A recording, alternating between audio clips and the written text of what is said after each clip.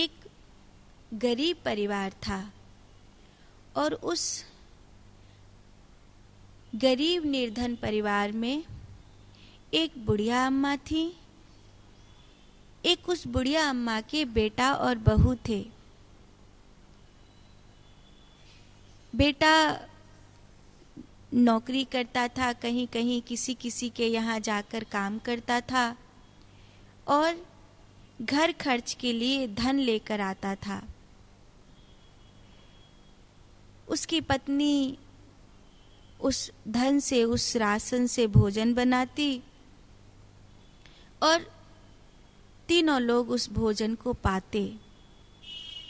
ये सब कुछ सामान्य था, लेकिन उस बुढ़िया अम्मा की एक आदत थी कि जब भोजन करती थी तो भोजन करने से पहले अपनी थाली का आधा भोजन निकाल देती थी और उसे किसी कुत्ता कुकरा को खिला देती, पंछियों को खिला देती, चीटा चीटी को खिला देती।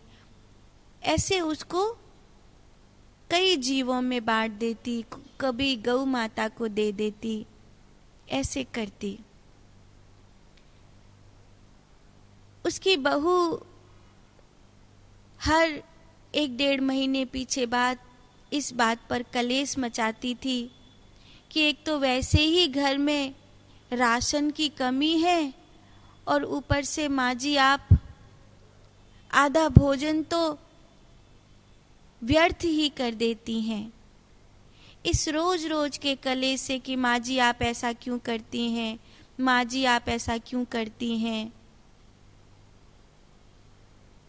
तो वो बोली मैं अपने भोजन में से देती हूँ, मैं तुझसे कोई और थोड़ी मांगती हूँ, जितना तू देती है मैं अपने में से निकालती हूँ। बेटे ने कहा माँ वो तो ठीक है, पर तू भूखी रह जाती है, क्यों खामखा आधा पेट भूखा रहती है और आधा भोजन को इधर उधर बांट देती है, क्या जरूरत है। बेटा मुझे अच्छा लगता है। तो उसकी बहू ने कहा माँ जी आपके अच्छे लगने के चक्कर में बहुत महीने का राशन देखें तो आधा तो आप फेंक ही देती हैं। देखो जी अगर कल से मैं इन्हें आधा ही दूं तो ये फेंकने से तो बचेगा। उसने कहा जैसी तुम्हारी मर्जी, क्योंकि मैं तो माँ को कई बार कह चुका हूं, वो तो मानती नहीं। तो बहू ने अगले दिन से माँ को आधा ही देना शुरू किया। जो आधा देती डोकरी, उस बुढ़िया ने उस आधा जो मिल रहा है उसमें से भी आधा निकाल कर रोज करती। माँ तू भूखी रह जाती है, तू ऐसा क्यों करती है?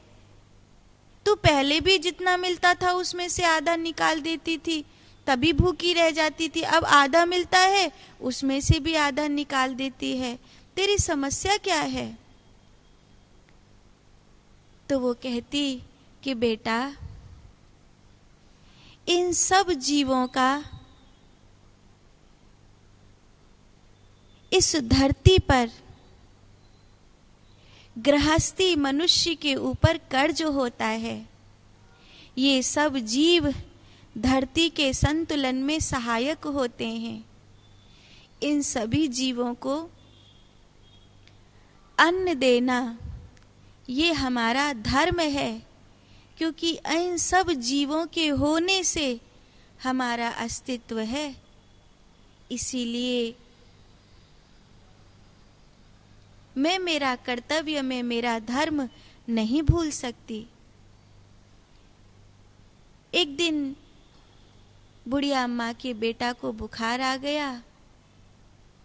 वो इतना बीमार हो गया कि 4-5 दिन तक काम करने जा ही नहीं सका। ज्यादा दिन काम करने न जाने के कारण घर में राशन का अभाव हो गया। अब तो रसोई में कुछ भी नहीं है, मैं क्या भोजन बनाऊं? बहू ने कहा, माँ जी आज भोजन नहीं बनेगा क्योंकि आज रसोई में कुछ भी नहीं है। तो उस बुढ़िया अम्मा ने कहा, चिंता मत करो, मैं जाती हूँ, कुछ न कुछ व्यवस्था करके लेकर आऊंगी। कई घरों में, कई दुकानों पर जब वो काम मांगने के लिए गई तो उसे बहुत सारी जगह कहीं काम नहीं मिला। निराश सी हो गई, 2-2.5 घंटे हो गए लेकिन कहीं काम नहीं मिला। रास्ते से निकल कर के जा रही थी तो एक आदमी है जो लोगों के शादी ब्याह आदि, टेंट आदि की व्यवस्था करता है। भैया जी मेरे लायक कोई काम हो तो जरूर बताना। वो बोला, अरे फलाने फलाने हैं ना, उनके घर पूजा बैठी है और भोजन बनाने वाली आई नहीं अभी तक। माता जी आप तो बहुत वृद्ध हैं, पूजा का शुद्ध पवित्र भोजन बना देंगी सब भक्तों के लिए और भगवान को भोग लगाने के लिए? हाँ हाँ बना दूंगी। तो ठीक है, आप ये कर दीजिए, इस काम के पैसे जब आप भोजन बना के लौटेंगी तो मैं आपको दे दूंगा। मैया ने बड़े प्रेम से भोजन बनाया, भगवान का भोग उतनी ही श्रद्धा से बनाया जितना वो भगवान को प्रेम करती है। उस अथाह प्रेम से उसने भरकर भगवान का भोग बनाया। कीर्तन पूरा हुआ, कीर्तन पूरा होकर भगवान को भोग लगाया गया। सब आए हुए भक्तों को भी भोजन प्रसाद दिया गया। सबने खूब प्रशंसा करी कि आज की प्रसादी तो बहुत अच्छी बनी है, आज की प्रसादी तो परमानंद का अनुभव कराया है। घर के दोनों दंपति ने कि आज कीर्तन में, आज भगवान के भोग में आपने बहुत सुंदर प्रसादी बनाई है माता जी, लीजिए ये भोजन और ये मिष्ठान आप भी अपने घर ले जाइए, ठाकुर जी का भोग है और ये हमारी ओर से भेंट है। आश्चर्य हुआ, नहीं नहीं मुझे तो भोजन बनाने के पैसे मिल रहे हैं, आप अलग से क्यों दे रहे हैं? माँ जी ये भेंट है, ले लीजिए, आपने ठाकुर जी का भोग बनाया है, समझिए ठाकुर जी की ओर से ही है। बहुत सा भोजन, मिष्ठान, भेंट और भोजन बनाने की जो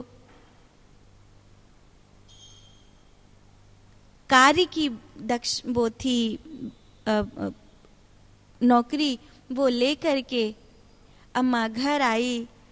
सबने बड़े प्रेम से बैठकर भोजन किया, ठाकुर जी का प्रसाद, और अपने बेटे से बोली कि ये जो उन्होंने भेंट दी है इसमें काफ़ी रुपए हैं, इन रुपयों से एक अच्छी खासी दुकान खोली जा सकती है, तू अपना खुद का काम आरंभ कर ले।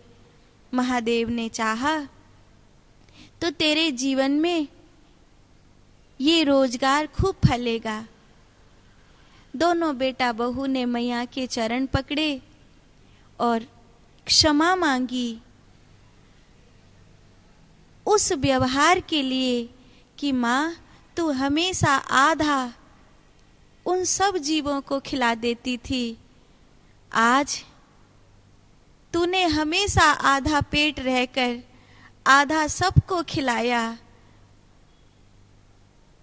माँ तू सच कहती थी, जो प्रकृति की सेवा करता है प्रकृति उसकी खुद रक्षा करती है। आज के बाद मैं भी जो कमा कर लाऊंगा उसका हिस्सा तेरे कहे अनुसार खर्च करूंगा। परिवार सुखी हो गया और इस कहानी का जो भाव है, खिलाकर खाओगे तो परमात्मा हमेशा तुम्हारा साथ देगा, और केवल अपने ही पेट की चिंता करोगे तो प्रकृति में कोई भी तुम्हारा साथ नहीं देगा।